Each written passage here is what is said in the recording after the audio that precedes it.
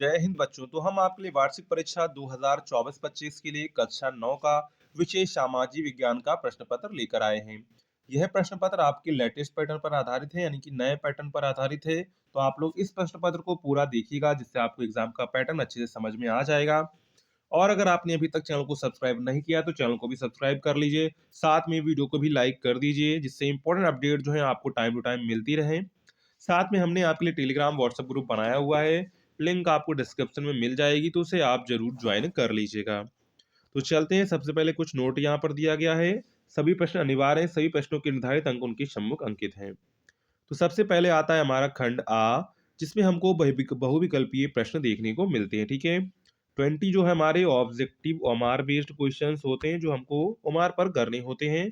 और जो 50 मार्क्स का होता है वो हमको कॉपी पर लिखना होता है। चलिए एक एक करके हम लोग सारे क्वेश्चंस को देखते हैं। पहला क्वेश्चन है, महान दार्शनिक वॉल्टेयर ने किस देश की क्रांति को प्रभावित किया था? तो यहाँ पर देखिए, अमेरिका, इंग्लैंड, रूस, फ्रांस। तो महान दार्शनिक जो थे वॉल्टेयर ने किस देश की क्रांति को प्रभावित किया? तो फ्रांस की क्रांति को प्रभावित किया था। किसको किया था? फ्रांस की क्रांति को प्रभावित किया था। ठीक है, इसके बाद नेक्स्ट है, दी सोशल कॉन्ट्रैक्ट की रचना है। तो सोशल कॉन्ट्रैक्ट किसकी रचना है? Hobbes, Locke, Rousseau, Montesquieu. तो दी सोशल कॉन्ट्रैक्ट जो रचना है वो किसकी रचना है?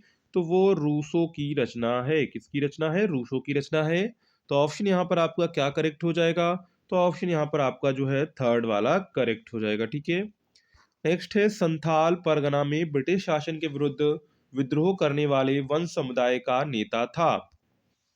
बिरसा मुंडा, सिंधु, अलूरी सीताराम राजू, गुंडा ध्रुव। यहाँ पर राइट आंसर हो जाएगा सिद्धू। ऑप्शन यहाँ पर आपका सेकंड वाला करेक्ट हो जाएगा। ठीक है, नेक्स्ट है, समाजवाद का जनक कौन था? क्या है?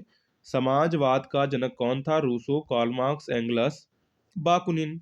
तो समाजवाद का जनक कौन था? तो समाजवाद के जनक थे वो थे कार्ल मार्क्स। कौन थे? कार्ल मार्क्स थे। ठीक है, तो ऑप्शन यहाँ पर आपका क्या करेक्ट हो जाएगा? तो ऑप्शन यहाँ पर आपका जो है सेकेंड वाला करेक्ट हो जाएगा। ठीक है, नेक्स्ट है, औपनिवेशिक सरकार अपराधी जनजाति अधिनियम लाई 1778 ईस्वी में, 1805 ईस्वी में, 1871 में, 1920 ईस्वी में।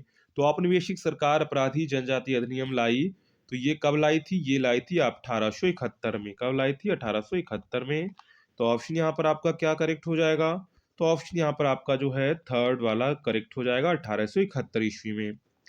नेक्स्ट है, भारतीय नागरिकों के मौलिक अधिकारों का अंतिम रक्षक कौन है? तो भारतीय नागरिकों के जो मौलिक अधिकारों का अंतिम रक्षक होता है उच्चतम न्यायालय। कौन होता है? उच्चतम न्यायालय होता है। ठीक है, तो ऑप्शन यहाँ पर आपका क्या करेक्ट हो जाएगा? तो ऑप्शन यहाँ पर आपका जो है फर्स्ट वाला करेक्ट हो जाएगा, उच्चतम न्यायालय। ठीक है, नेक्स्ट है, भारतीय संविधान का जनक किसे माना जाता है? क्या है? भारतीय संविधान का जनक किसे माना जाता है? डॉक्टर राधाकृष्णन को, भीमराव अम्बेडकर को, डॉक्टर राजेंद्र प्रसाद को, जवाहरलाल नेहरू को। तो भारतीय संविधान का जनक किसे माना जाता है? तो डॉक्टर भीमराव अम्बेडकर को माना जाता है। नेक्स्ट है, औपचारिक रूप से देश का सबसे बड़ा अधिकारी है। तो औपचारिक रूप से जो देश का सबसे बड़ा अधिकारी है वो है राष्ट्रपति। कौन है? राष्ट्रपति है। ठीक है, यहाँ पर राइट आंसर क्या हो जाएगा? राइट आंसर आपका हो जाएगा सेकेंड वाला राष्ट्रपति। ठीक है, क्या हो जाएगा? राष्ट्रपति हो जाएगा। ठीक है, इसके बाद है क्वेश्चन नंबर 9, निम्न में से किस क्षेत्र में प्रवास के कारण आबादी वितरण एवं संरचना में परिवर्तन आता है? प्रस्थान करने वाले क्षेत्र में, आगमन करने वाले क्षेत्र, प्रस्थान एवं आगमन दोनों क्षेत्र में, इनमें से कोई नहीं। तो यहाँ पर राइट आंसर क्या होगा? तो राइट आंसर यहाँ पर होगा प्रस्थान एवं आगमन दोनों क्षेत्र में होता है। प्रवास के कारण जो है आबादी वितरण संरचना में परिवर्तन, जो जहां से प्रस्थान कर रहे हैं और जहां पर जा रहे हैं दोनों क्षेत्र में परिवर्तन आता है। ठीक है, नेक्स्ट है, सिनकोना के वृक्ष कितनी वर्षा वाले क्षेत्र में पाए जाती है? 200 सेंटीमीटर, 100 सेंटीमीटर, 50 सेंटीमीटर, 50 सेंटीमीटर से कम वर्षा। तो यहाँ पर राइट आंसर क्या हो जाएगा? जो वन होते हैं वो 100 सेंटीमीटर से अधिक वर्षा वाले वन में पाए जाते हैं। तो यहाँ पर होगा ऑप्शन नंबर आपका फर्स्ट वाला, 200 सेंटीमीटर। नेक्स्ट है, नीचे दिए गए स्थानों में किस स्थान पर विश्व में सबसे अधिक वर्षा होती है? ऑप्शंस आपको दिए गए थे, सिलचर, चेरापूंजी, मासिनराम, गुवाहाटी। यहाँ पर राइट आंसर क्या हो जाएगा? राइट आंसर हो जाएगा मासिनराम, से थर्ड वाला आपका करेक्ट हो जाएगा। ठीक है, नेक्स्ट है, गोवा के दक्षिण में स्थित पश्चिम तटीय पट्टी को कहते हैं? तो गोवा के दक्षिण में स्थित पश्चिम तटीय पट्टी को कहते हैं कोरोमंडल, कन्नड़, कोंकण, उत्तरी सरकार। तो यहाँ पर उसे क्या कहते हैं, उसे कहते हैं कन्नड़। ऑप्शन यहाँ पर आपका सेकंड वाला करेक्ट हो जाएगा। ठीक है, नेक्स्ट है भारत के दक्षिण भाग में स्थित दो पड़ोसी देश कौन कौन से हैं। तो भारत के दक्षिण में स्थित दो दो पड़ोसी देश हैं, वो हैं मालदीव और श्रीलंका। कौन है, मालदीव और श्रीलंका है। ऑप्शन यहाँ पर आपका जो है फर्स्ट वाला करेक्ट हो जाएगा। ठीक है, नेक्स्ट है बंगाल की खाड़ी में स्थित केंद्र शासित प्रदेश है।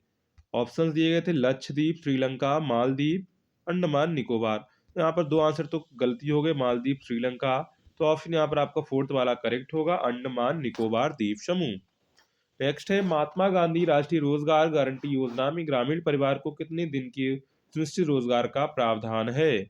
ऑप्शंस दिए गए थे 50 दिन, 100 दिन, 250 दिन, 315 दिन। तो कितने दिन का है, 100 दिन का रोजगार का प्रावधान है। ऑप्शन यहाँ पर आपका फर्स्ट सेकंड वाला करेक्ट हो जाएगा। ठीक है, नेक्स्ट है विनिर्माण उद्योग किस क्षेत्र के अंतर्गत आते हैं। प्राथमिक क्षेत्र, द्वितीय क्षेत्र, तृतीय क्षेत्र, इनमें से कोई नहीं। तो विनिर्माण उद्योग जो है किस क्षेत्र के अंतर्गत आते हैं, तो ये द्वितीय क्षेत्र के अंतर्गत आते हैं। ऑप्शन यहाँ पर आपका सेकंड वाला करेक्ट हो जाएगा। ठीक है, नेक्स्ट है व्यापार, परिवहन, संचार, बैंकिंग व बीमा सेवाएं किस क्षेत्र के अंतर्गत आते हैं। प्राथमिक क्षेत्र, द्वितीय क्षेत्र, तृतीय क्षेत्र, इनमें से कोई नहीं। तो ये किस क्षेत्र के अंतर्गत आते हैं, तो ये तृतीय क्षेत्र के अंतर्गत आते हैं। ऑप्शन यहाँ पर आपका थर्ड वाला करेक्ट हो जाएगा। ठीक है, इसके बाद है क्वेश्चन नंबर 18, अनाज की उपलब्धता भारत में किस घटक के कारण और भी सुनिश्चित हुई है। सार्वजनिक सार्वजनिक वितरण प्रणाली, बफर स्टॉक, फर्स्ट व सेकंड दोनों, इनमें से कोई नहीं। तो यहाँ पर जो राइट आंसर होगा वो होगा थर्ड वाला, फर्स्ट और सेकंड दोनों ऑप्शन करेक्ट हैं। नेक्स्ट है कमला द्वारा अपने घर में खाना बनाना, बर्तन मांजना, कपड़े धोना कौन सी क्रिया है। आर्थिक क्रिया, गैर आर्थिक क्रिया, आर्थिक श्रम, ये सभी सत्य। यहाँ पर राइट आंसर क्या हो जाएगा, ये गैर आर्थिक क्रिया है। ऑप्शन यहाँ पर आपका सेकंड वाला करेक्ट हो जाएगा, क्योंकि जब कमला अपने घर में बर्तन खाना बनाई तो वहां पर उसको रुपए तो मिलते नहीं है, तो गैर आर्थिक क्रिया होगी। ठीक है, जहां पर रुपए मिलते हैं वहां पर आर्थिक क्रिया होती है। नेक्स्ट है कृषि, वानिकी व पशुपालन कौन से क्षेत्र के अंतर्गत आते हैं। तो कृषि, वानिकी जो पशुपालन है वो सब प्राथमिक क्षेत्र के अंतर्गत आते हैं। किसके अंतर्गत आते हैं, प्राथमिक क्षेत्र के अंतर्गत आते हैं।